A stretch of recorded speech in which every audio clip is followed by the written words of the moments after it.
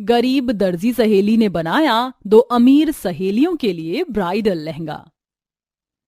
गरीब सुमन अपने छोटे से घर में जमीन पर बैठी हाथ सिलाई मशीन पर कपड़े सी रही होती है। तभी उसकी सास जानकी कहती है, सुमन बहू अब रहने भी दे, एक सुबह से भूखे प्यासे कपड़े सी रही है, दोपहर हो गई है, अब थोड़ा खाना भी खा ले। खा लूंगी माँ जी, बस एक बार इस ब्लाउज की तुरपाई निपटा लूं। ये रोमा जी का ब्लाउज है, आप तो जानती हैं मुझ गरीब दर्जी बहू को गिने चुने लोग ही कपड़े सीने को देते हैं। अगर ब्लाउज वक्त से नहीं दिया तो वो आगे किसी और से कपड़े न सिलवाने लगे। इसी के साथ सुमन फिर से कपड़े सीने लगती है। हे राम, एक तो इस बुढ़ापे में जोड़ों का दर्द, कमर दर्द साथ नहीं छोड़ रहा, ऊपर से अब सर भी दर्द के मारे फटा जा रहा है। माँ जी आप आराम कीजिए, मैं चाय बना देती हूँ। सुमन कपड़े सिलना छोड़कर चूल्हे पर लाल चाय बनाने लगती है। डब्बे में चीनी तो है ही नहीं, बिना पैसे के बनिया तो चीनी देने से रहा। एक काम करती हूँ, पड़ोस में जो नया परिवार रहने आया है उनसे थोड़ी चीनी मांग ले आती हूँ। सुमन कटोरी लिए बंगले में आकर दरवाजे पर ही खड़ी होकर अंदर सोफे पर बैठी दिव्या और कीर्ति को देखकर बोलती है, सुनिए थोड़ी चीनी मिलेगी? मेरा नाम सुमन है, मैं आपके पड़ोस में रहती हूँ। हाँ क्यों नहीं, अभी लाती हूँ। ये लो चीनी। पता है सुमन, ये जगह ना हमारे लिए एकदम नहीं है, क्या तुम हमारी सहेली बनोगी? ये सुनकर गरीब दर्जी बहू की आंखों में आंसू आ जाते हैं। अरे सुमन, तुम्हारी आंखों में आंसू? आज तक मुझ गरीब दर्जी बहू की कोई सहेली नहीं बनी और आप दोनों तो इतनी अमीर हैं। इतने में उनकी अमीर घमंडी माँ माया आ जाती है। माँ इससे मिलो, ये सुमन है, हमारी सहेली। कीर्ति दिव्या, दोस्ती बराबरी वालों में होती है, गरीबों को ज्यादा मुंह नहीं लगाना चाहिए। और तुम मेरे घर में मुफ्त का कुछ नहीं बट रहा है, जो फ्री फंड का लेने चली आई, अब खड़ी क्या हो, जाओ यहाँ से। माया की गई बेइज्जती के साथ सुमन घर लौट आती है। अगले दिन दोनों सहेलियां उसके घर आती हैं।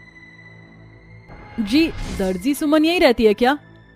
जी हाँ, मैं उनका पति हूँ, अंदर आ जाइए। अपनी दोनों अमीर सहेलियों को अपने छोटे से घर में देखकर सुमन कपड़े सीना छोड़कर उठ खड़ी होकर कोने में रखी धूल खा रही पुरानी कुर्सी को साफ करके उन्हें बिठाती है। कीर्ति, दिव्या बैठो ना। सुमन, माँ के बर्ताव के लिए हम तुमसे माफी मांगते हैं। मैं जानती हूँ उनकी बातों से तुम्हारे दिल पर बहुत ठेस पहुंची है।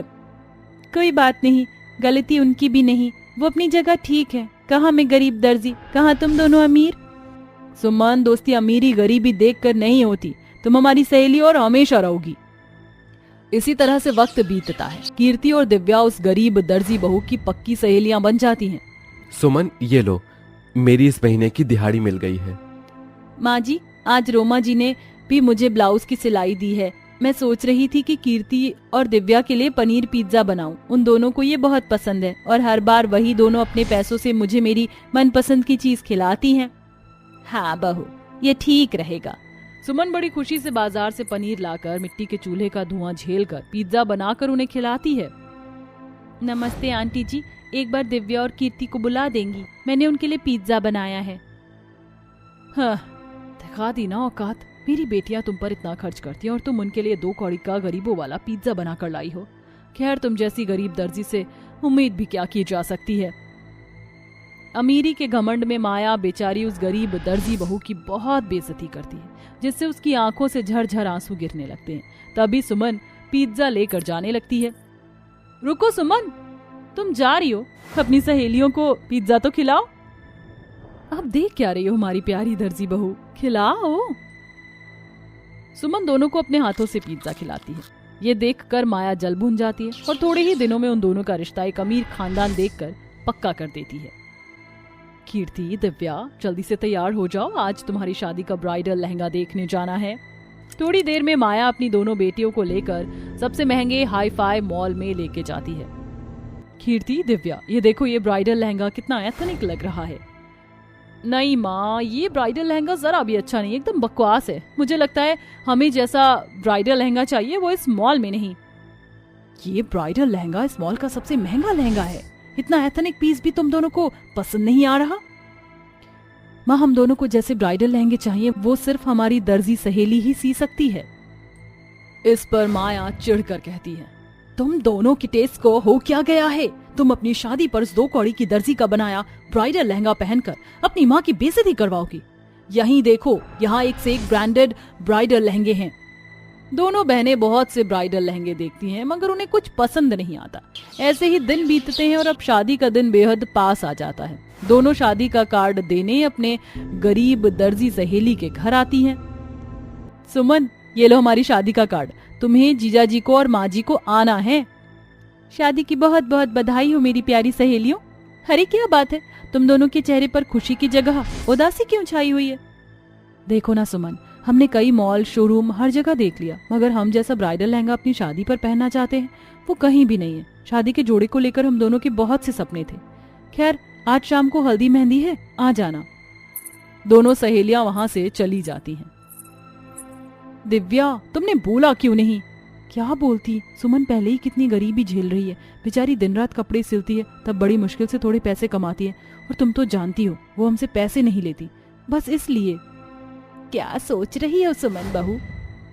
माँ जी, मैं सोच रही हूँ क्यों ना अपने दोनों सहेलियों का ब्राइडल लहंगा मैं सिल कर दूं। वैसे भी इसके अलावा मैं गरीब दर्जी बहू उन्हें कोई दूसरा महंगा तोहफा तो दे ही नहीं सकती। मगर बहू, ब्राइडल लहंगा बनाने में जो कपड़ा, गोटे, मोटी लेस लगेगा वो कहाँ से लाएगी? माँ जी, मैंने गुल्लक में जो थोड़े पैसे जोड़े हैं उससे ले आऊंगी। मगर बहू, तूने पाई पाई जोड़कर वो पैसे पैर वाली सिलाई मशीन खरीदने के लिए जोड़े थे, भूल गई? सिलाई मशीन मैं फिर कभी ले लूंगी। उसी शाम सुमन ब्राइडल लहंगा बनाने का सामान लेकर घर आती है और अगले दिन से लहंगा बनाना शुरू कर देती है। मेरे पास बस आज का ही दिन है, मुझे आज भर में ही दोनों ब्राइडल लहंगे बनाने होंगे। सुमन सुबह से ही भूखी प्यासी सिलाई मशीन पर बैठी बैठी ब्राइडल लहंगा बनाने में लगी होती है और दिन भर में एक लहंगा बना लेती है। सुमन बहू, अब सो जाके देख कितना थक गई है तू। माँ जी, आप सो जाइए, मैं ठीक हूँ। उस गरीबी में भी वह गरीब दर्जी बहू रात भर जागकर लालटेन की धीमी रोशनी में दूसरा लहंगा बनाती है और गोटे, मोतियों और जड़ी से उस पर दूल्हा दुल्हन भी बनाती है और शादी के दिन दोनों ब्राइडल लहंगा अपनी अमीर सहेलियों को देती है। कीर्ति, दिव्या, ये लो, ये तुम्हारी गरीब दर्जी सहेली की तरफ से तुम्हारी शादी का छोटा सा उपहार। सुमन, इसमें क्या है? खुद ही खोल कर देख लो। जरूर किसी फुटपाथ से कोई सस्ती सी साड़ी या सूट खरीद कर इस महंगे से शॉपिंग बैग में डाल दिया है। ये गरीब दर्जी और दे भी क्या सकती है? माँ प्लीज, आज नहीं, चाहे इसमें कुछ भी हो माँ, मगर ये तोहफा हमारे लिए सबसे खास होगा क्योंकि तोहफे की कीमत देने वाले के दिल से होती है। जैसे ही दोनों बॉक्स खोलती हैं तो उसमें ब्राइडल लहंगा देखकर उनकी खुशी का ठिकाना नहीं रहता। वाह सुमन, ये ब्राइडल लहंगा बिल्कुल वैसा है जैसा कि हमें चाहिए था, मगर तुमने इसे बनाया है। हाँ, ये ब्राइडल लहंगा मैंने तुम दोनों के लिए बनाया है, वो भी रात भर जाग कर। देखा माँ, ये होती है गरीबों से की गई दोस्ती, और दोस्त वो होता है जो बिना बताए ही अपने दोस्त की दिल की बात को समझे। ये सुनकर माया खुद पर बड़ी शर्मिंदा होती है। आई एम सॉरी सुमन, मुझे माफ कर देना। मैंने तुम्हारी गरीबी के साथ तुम्हारे हुनर को दुत्कारती रही, मगर आज तुम्हारी वजह से मेरी बेटियों के चेहरे पर इतनी खुशी है। कोई बात नहीं माँ जी, आप मुझसे माफी मत मांगिए, मुझे अच्छा नहीं लगेगा। इसके बाद सुमन की दोनों सहेली उस गरीब दर्जी बहू का बना ब्राइडल लहंगा पहनकर रेडी होती हैं और सुमन उन्हें शादी के मंडप में लाती है, जहां बड़ी धूमधाम से उनकी शादी होती है। और विदाई के वक्त कीर्ति और दिव्या भराई आंखों से कहती हैं, सुमन, हम दोनों जा रहे हैं, मगर तुम ये मत समझना कि हमारी दोस्ती यहीं खत्म हो गई। हम हमेशा दोस्त रहेंगे। हाँ मेरी प्यारी सहेलियों, जाओ, भगवान करे तुम दोनों को दुनिया की सारी खुशियां मिले। आखिर में उस गरीब दर्जी बहू की दोनों अमीर सहेलियां विदा हो जाती हैं और ब्राइडल लहंगा बनाने के बाद उसे बहुत से कपड़े और लहंगे बनाने का काम मिलने लगता है। 4 नंदों की एक भाभी की दिवाली। उफ, ये सर्दी भी ना मेरी जान लेकर रहेगी। ये नवंबर शुरू होता है कि खांसी, छींक, जुकाम शुरू हो जाता है। दवाई ले लेता हूँ। अजय उठकर अलमारी से इनहेलर निकालता है। इतने में उसकी चारों बहन रोशनी, छाया, दीपाली, आकांक्षा सामने खड़ी हो जाती हैं। अरे भैया, ये दवाई छोड़ो, काढ़ा पियो। नहीं नहीं भैया, आप गर्मा गर्म चाय पी लो, आपको बहुत अच्छा लगेगा। नहीं भाई, ये विक्स ले लो, जल्दी असर करेगा। अरे तुम तीनों ये क्या क्या दे रही हो भैया को? भैया कुछ मत लो, भैया ये सूप पी लो, गरम सूप पियोगे तो आपका जुकाम भाग जाएगा। ओफो, तुम चारों भी ना, जरा सा छींकता हूँ कि चारों अपने नुस्खे लेकर सामने प्रकट हो जाती हो। अरे बाबा, मैं ठीक हूँ, छोटा सा जुकाम ही तो है, दवाई खाकर ठीक हो जाऊंगा। अरे दवाई की क्या जरूरत है, अब हमारे पास इतने सारे नुस्खे हैं, आप एक चुटकी में ठीक हो जाओगे। ओफो, तुम चारों कब तक मेरी चिंता करती रहोगी? अरे तुम चारों अब बड़ी हो चुकी हो, मुझे तुम्हारी शादी कर देनी चाहिए ताकि तुम अपना ससुराल संभालो, मुझे नहीं। वैसे भी मैं बड़ा हूं, फिर भी तुम चारों ने इस घर को संभाला हुआ है। आपने हमें संस्कार ही इतने अच्छे दिए हैं कि घर तो संभालना आना ही था, और इतना तो हम आपके लिए कर ही सकते थे। पर पहले आप हमारे लिए एक अच्छी सी भाभी ले आओ जो हमें भाभी माँ की तरह प्यार करे। मेरी बहनें बिल्कुल ठीक कह रही हैं। अगर मैं उनके लिए एक भाभी ले आऊंगा तो इन्हें भी राहत मिल जाएगी और वो इन्हें माँ का प्यार भी दे देगी। मैं तो काम पर चला जाता हूँ, कम से कम वो तो ख्याल रखेगी इनका। शादी के बाद तो मेरी बहनों को फिर से काम करना ही है। तभी आकांक्षा चुटकी बजाकर कहती है, ओ भैया, किन ख्यालों में खो गई? कुछ नहीं, अगर तुम्हारी इच्छा है कि मैं तुम्हारे लिए भाभी ले आऊं तो ठीक है, मैं शादी करने के लिए तैयार हूँ। ये बल्ले बल्ले, ओए शावा शावा, पियो पियो, खावा खावा। अरे इतनी बड़ी खुशी की बात है और बस बल्ले बल्ले? नहीं, छोटी छोटी बहनों के बड़े भैया अब बनने वाले हैं किसी के सैया। चारों बहन अपने भाई के इर्द गिर्द नाचने गाने लगती हैं। वहीं कुछ ही दिनों में अजय अपने पसंद की स्वीटी नाम की लड़की से शादी कर लेता है, जो कि थोड़ी अमीर और घमंडी किस्म की थी। चारों ननंद अपनी भाभी का गृह प्रवेश करती हैं। थू थू थू थू, नजर न लगे हमारी स्वीटी भाभी को, सच में स्वीटी भाभी बहुत सुंदर है। हाँ ये तो है, अब हम घर में वो नहीं होंगी, हमारी भाभी जो आ गई है। ये तो है स्वीटी, मैं चाहता हूं तुम मेरी चारों बहनों को माँ जैसा प्यार करो, जिसकी वो हकदार हैं। वो दो। जी अजय, मैं कोशिश करूंगी कि ऐसा ही हो, मेरी चारों नंदे खुश रहें। आइए भाभी। फिर सब अपने कमरे में जाकर आराम करते हैं। अगले दिन घमंडी स्वीटी उठती नहीं है तो चारों नंद ही नाश्ता तैयार कर लेती हैं और दीपाली जगाने आती है तो वो हुक्म करके पहले बेटी मांगती है। सुनाई नहीं देता क्या? जाओ बेटी लाओ। शायद भाभी की अभी आदत नहीं हुई है, कोई नहीं, मैं चाय ले आती हूँ।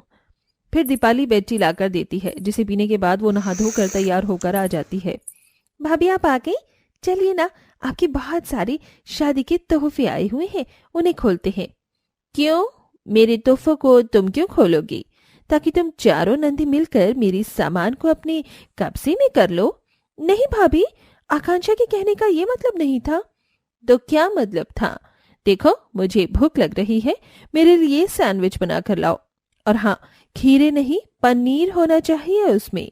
और रोशनी, तुम, मेरा सर चकरा रहा है, थोड़ा सर दबाओ। ठीक है भाभी।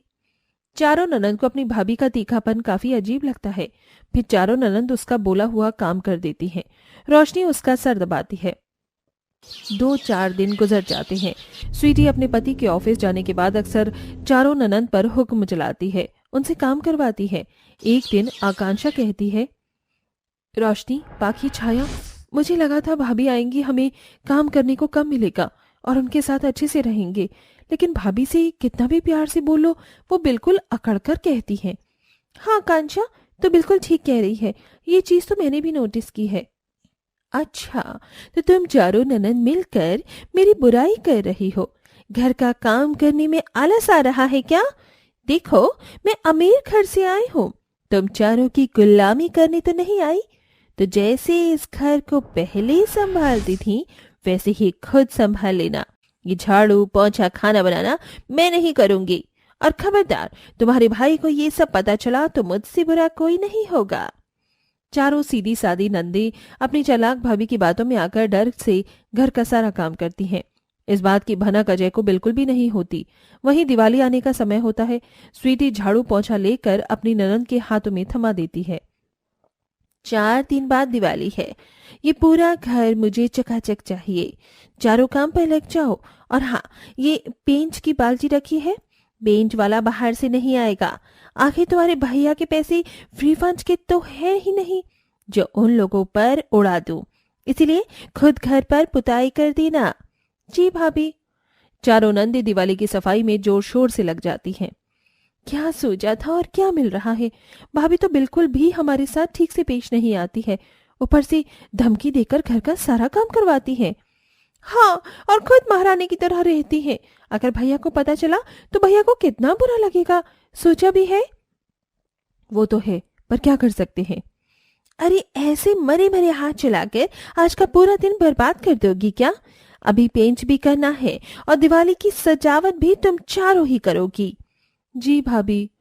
उस दिन चारों ननंद मिलकर घर की कोने कोने की सफाई करती हैं। अगले दिन पेंट करती हैं।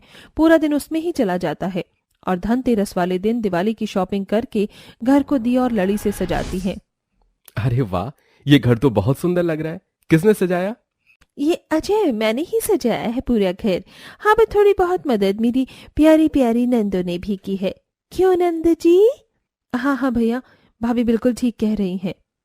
अरे वाह, मैं यही चाहता था कि हम सब एक साथ खुशी खुशी यूं ही रहें। शुक्रिया स्वीटी, मेरी बहनों का ख्याल रखने के लिए। जी।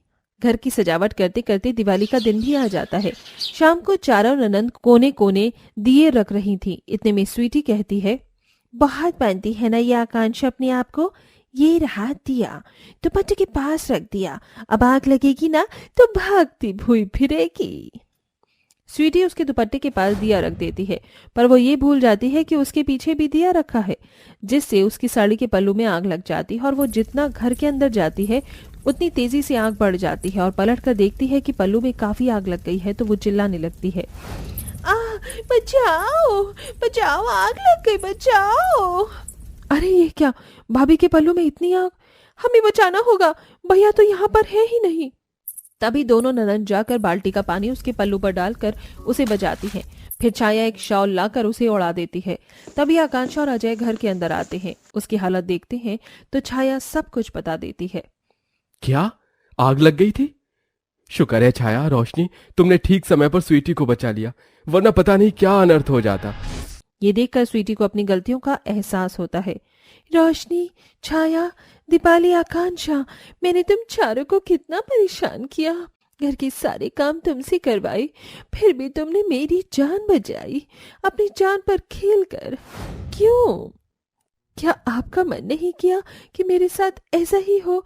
भगवान ने मुझे सजा जो दी है। अरे नहीं नहीं भाभी, ऐसा नहीं कहते। जो हो गया उसे जाने दीजिए। हमें तो बस आपका प्यार चाहिए था, जिसके शायद हम हकदार नहीं थे। भले ही आपने हमारे साथ ऐसा किया, पर हम आपके साथ ऐसा कभी नहीं कर सकते। ये सब क्या हो रहा है रोशनी, छाया? मैं क्या सुन रहा हूं? क्या सच में तुम्हारी भाभी ने तुम्हारे साथ ऐसा किया था? क्यों स्वीटी? मुझे तो लगा था तुमने मेरी बहनों को एक माँ का प्यार दिया होगा, क्योंकि माँ बापूजी के जाने के बाद मैंने भी उन्हें ठीक से कभी टाइम नहीं दिया। मुझे माफ कर दीजिए अजय। घर गृहस्थी परिवार का प्यार क्या होता है ये मैं पहले नहीं जानती थी, लेकिन अब मुझे अच्छे से समझ आ गया है। मुझे अपने किए का पछतावा है। आप सब मुझे माफ कर दीजिए। अब मैं अच्छे से घर संभालूंगी और अपनी नंदों को बहुत प्यार दूंगी। जब आपको अपनी गलती का एहसास है तो फिर माफी किस बात की? भूल जाइए, आज दिवाली का त्योहार है, मिलकर दिवाली मनाते हैं। इस तरह सब कुछ ठीक हो जाता है। फिर स्वीटी अपनी प्यारी नंदों के साथ मिलकर दिवाली की पूजा करती है। उनके साथ हंसी खुशी से पटाखे जलाकर दिवाली मनाती है।